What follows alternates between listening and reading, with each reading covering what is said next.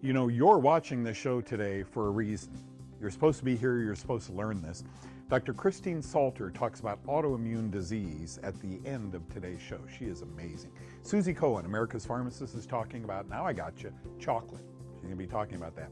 Diabetes and fungus. Is there a link, folks?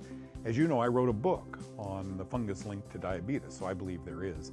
Erin Porter, my dear friend, has written a volume 2 of her book, Eat, Pray, and Get Well. She's talking about polysymptomatic patients, and she was one of them. I'm opening today with a headline, Appendix Removal Increases the Risk of Parkinson's Disease. And I scratched my head and I thought about that, and I've got the answer, and away we go. For the past 45 years, I have dedicated my life and my whole career to finding the root cause of disease. And I now know with certainty that we must play a role in our own health care. I'm a self-care advocate, and you know what? Every time you change your diet for the better, exercise, or swallow a nutritional supplement, so are you. Now welcome to Know the Cause.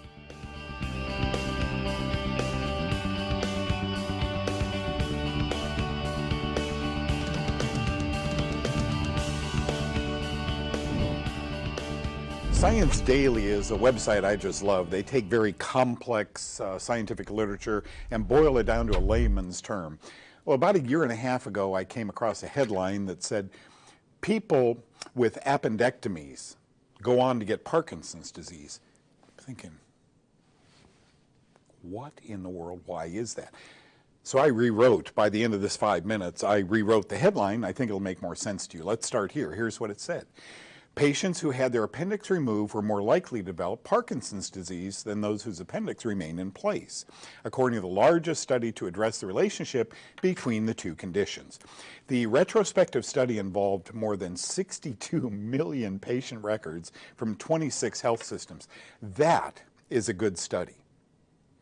And I forget the numbers, 20–30% more people who had their appendix out went on to develop. I mean, it's significant. It is a fifth or a third of these people, okay?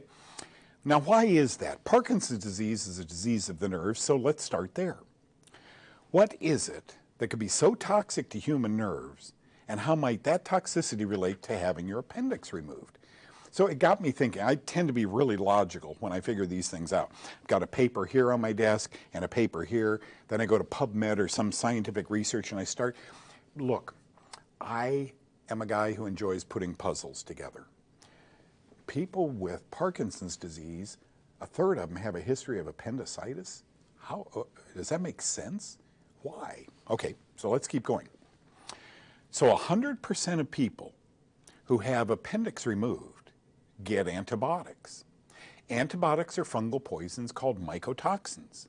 These are poisonous to tiny bacteria in tiny doses and equally toxic to humans in much larger doses. In 1945, it was first discovered that penicillin was toxic to your nerves. Many other mycotoxins are also neurotoxic, and some can be found in the human food supply. Alcohol is neurotoxic. I'll never forget the time I had a radio show in Los Angeles, and right before I went to a break, a doctor called in. He said, "You're telling people alcohol is neurotoxic." It's not.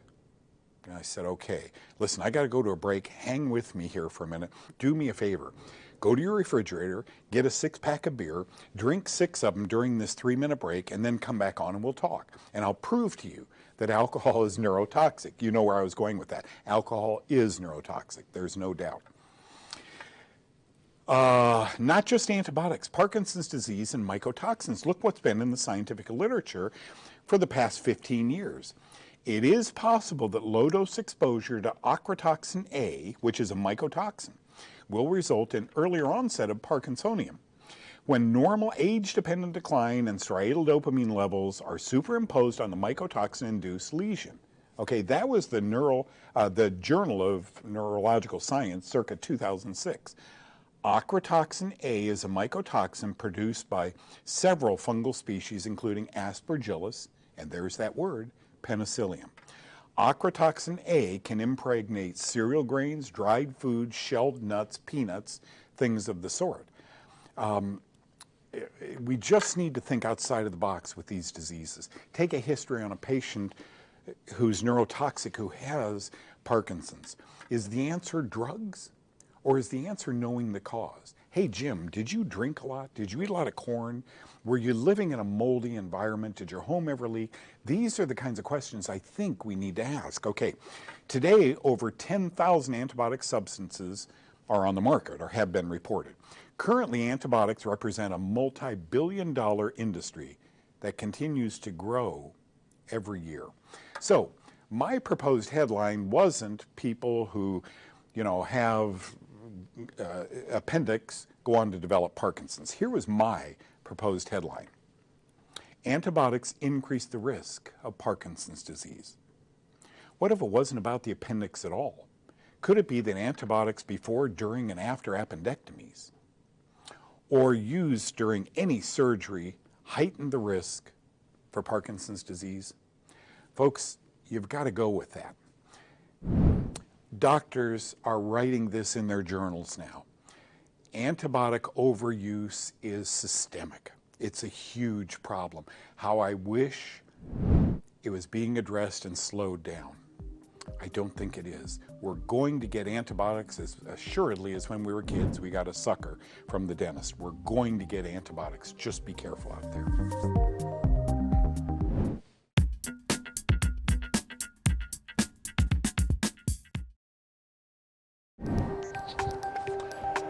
When you have a fungus impregnating your body, getting in your bloodstream, you don't have a symptom. You are what we call polysymptomatic. You go from doctor to you've read the woman's book, right? You go from doctor to doctor to doctor, and they each give you a prescription for another thing. My guest right now has been a friend of mine for several years. Divine Intervention put us together. Aaron Porter has written a book that you won't be able to put down. Not because I forwarded it. I would put it down after that, before that, but because of the content. It started with sinus. Welcome to the show. Always happy to see you, and you're in person, which is awesome. You got on an airplane. The last time I was here was right before COVID. Was that a year and a half, 2 years ago? Wow. 2 years, yeah. Eat, Pray, Get Well. It's sold very well, folks. She and I were laughing. You don't make money on, selling books, but your story is in here.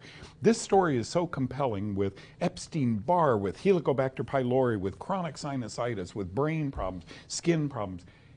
You talk about it in this book, and that's why I think it's such a good resource for everybody to get a copy of this and read it.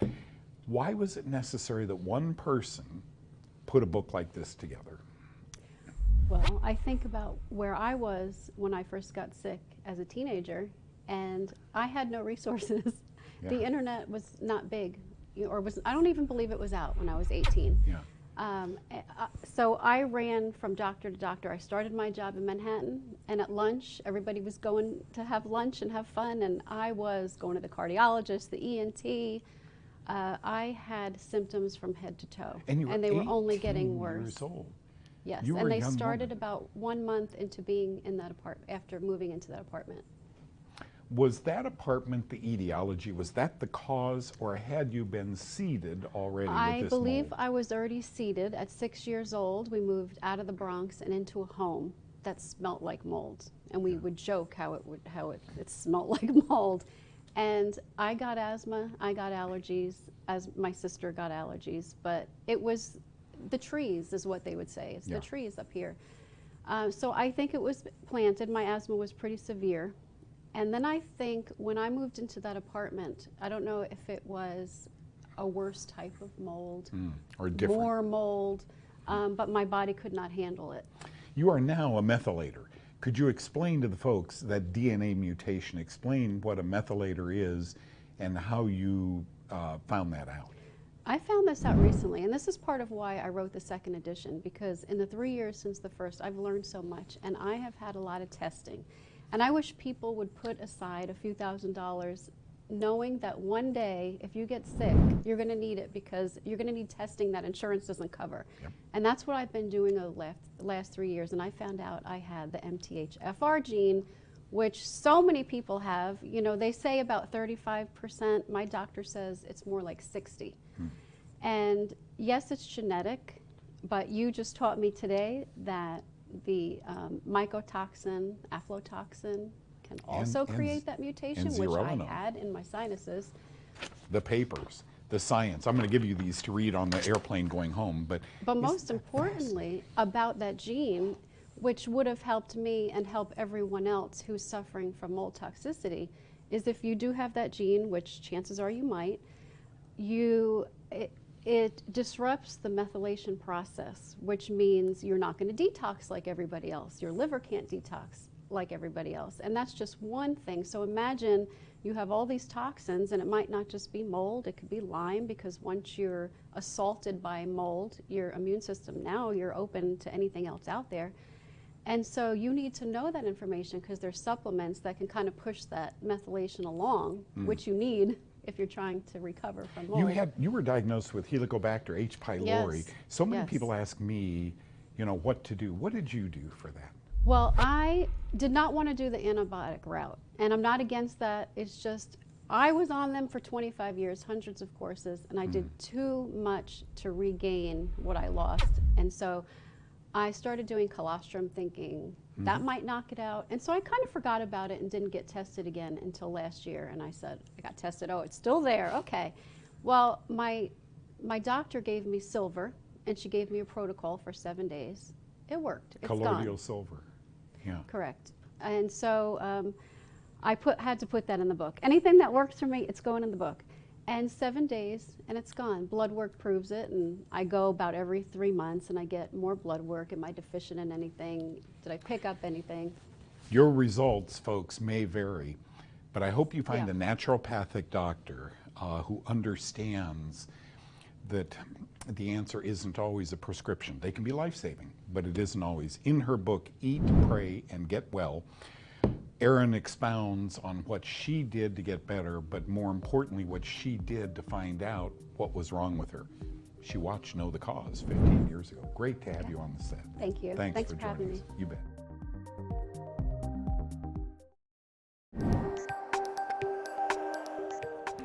You know how many times I've spoken on this show in the past 22, 23 years about diabetes being linked to fungus, folks. To give a mouse diabetes, you have to give it baflomycin or streptozotocin. These are toxic antibiotics. Antibiotics are mycotoxins. They come from fungus. So to give a mouse or a hamster diabetes, to study drugs on them, you must give them fungus to give them diabetes. Okay, so here's a new headline. It's a little bit technical, but I'll walk you through it.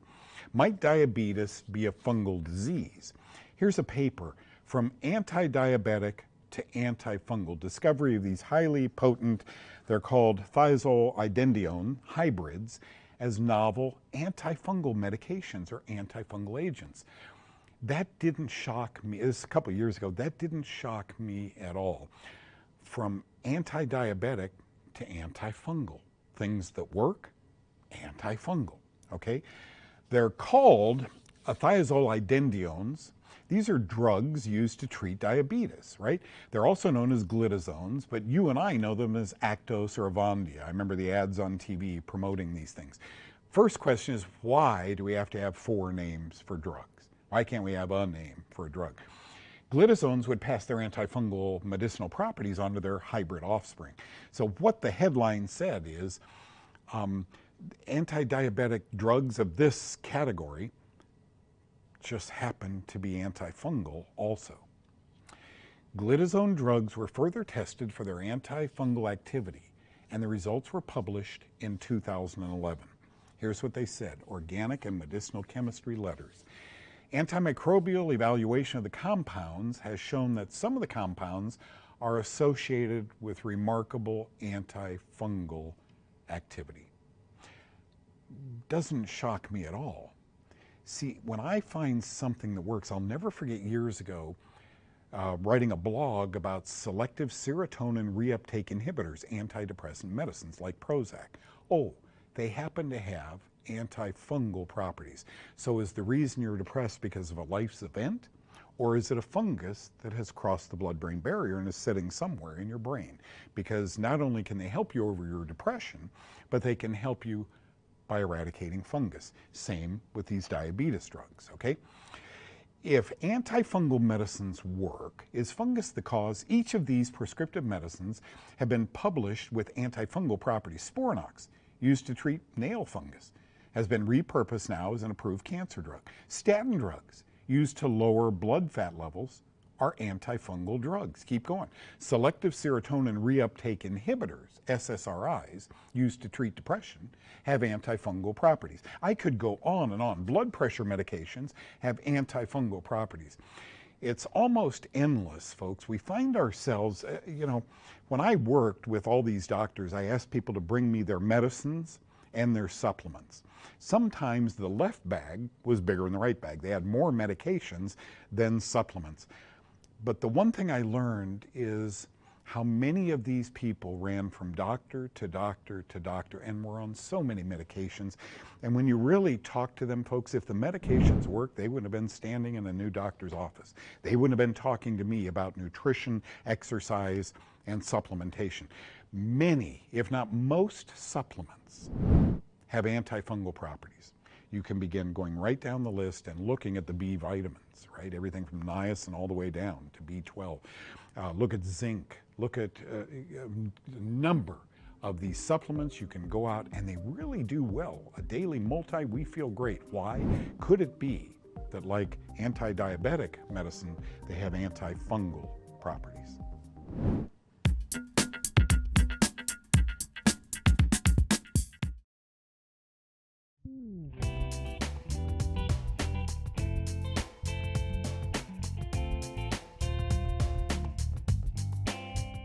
Hi, I'm Susie Cohen, America's Pharmacist, and today I'm here to give you permission to eat a little more chocolate, specifically dark chocolate, because that's the kind that has the most health benefits, especially about 70% cacao. Not only is this specific type of dark chocolate tasty, it comes with some smashing health benefits. For starters, it contains a healthy fat that doesn't raise your cholesterol. Compounds in dark chocolate appear to protect your heart too. They might improve your mood and ease the symptoms of PMS and improve cognitive skills. Now, I know it's true because today I ate a lot of chocolate while taping and my mind is crystal clear. Dark chocolate was studied, and boy, do I envy the researchers. But anyway, dark chocolate was studied, and compounds in chocolate lower blood pressure and protect the liver from cirrhosis. So go ahead, live a little, and hide it from your husband like I do. Put it somewhere he won't look, like in the laundry basket or maybe behind a vacuum or inside one of your shoes. Now don't eat too much. You only need a couple of small squares each day to get the job done. This isn't a permission to eat the whole entire bar. I'll see you next time.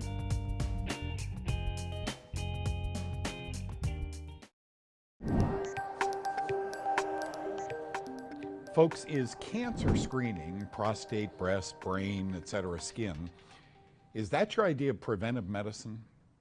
Or would you rather, I'm 72 years old, I mean, I have been able to prevent through lifestyle, knock on wood, so far, thank God. Joining me right now is a physician friend of mine. She's a medical doctor. Christine Salter is her name, Dr. Salter. She believes, and her patients can attest to this, she's in St. Louis, that there is a way to prevent the onset of serious autoimmune diseases. Welcome, Dr. Salter. Please educate us. When you see patients with advanced disease, does it ever trigger in your mind, gosh, I wish she or he would have seen me 5 years ago? Yes, absolutely. When someone comes in with a cancer diagnosis, we know that simply screening is not enough. We want primary prevention. We want to prevent cancer occurring in the first place. And it's things that we've always heard about. Exercising regularly. If there was one thing that you would do to say, what should I do to prevent cancer? It would be regular exercise. The second thing would be the way that you think. The way that we think. Happy thoughts. Positive thoughts, uplifting thoughts. Why? Because when we carry around bitterness and anger, it creates an inflammatory state. It creates chronic inflammation, and chronic inflammation is a driver of all the chronic diseases: Alzheimer, dementia, cancer, diabetes, pretty much the lot of them. So anything that causes chronic inflammation, we want to eliminate it. And so when you look at it from that point of view, then you say, oh, well, I need to be exercising. I need to eat an anti-inflammatory diet. I need to think happy thoughts. I need to forgive people. I need not to be angry and chronically angry. I need to get my sleep and my rest. I need proper hydration. So it's all these things that we've heard about that's so important for lifestyle. And now we have this common denominator. It's chronic inflammation that comes from the mitochondrial dysfunction. So it sounds like a big word, but the mitochondria, the powerhouse of the cell, but when there's chronic inflammation, it causes mitochondrial dysfunction, which in turn causes chronic inflammation. Yep. So which in turn causes insomnia, which in turn causes postprandial drowsiness. I eat and I'm so tired because I'm eating the wrong things. It's a vicious cycle, isn't it? It's a vicious cycle. It's a vicious cycle, absolutely. So what can you do in the minute we have left? Quickly go over, you're here, you're seeing me, I'm a different kind of a doctor, I'm going to ask you to change. Is that the way you broach these things? Yes, and I actually have them do a self-assessment, a self-lifestyle assessment called Creation Health. Good. And it gives a nice objective way that they can score their lifestyle. And then I give them pocket tips, and then they can work on the 1 or 2 lowest scores. And then now they've got something that's practical, that they can go ahead and do and implement. And it's fabulous. You know, it's not just like, oh, well, just go and be healthy. You know, what you know, and the viewers don't, is I got to talk with some of your patients. They are in love. I mean, what Dr. Salter does, folks, she's not the interim doctor. Okay, I wanna go from this doctor to this doctor. I'll have another one with Dr. Salter, another visit, then I'll go. She can be that doctor who finally says, you're way off. I think I can help, but you must be involved. We're all thumbprints. Dr. Salter, great to see you. Thank you for being on today. Thank you. I'm happy to be here.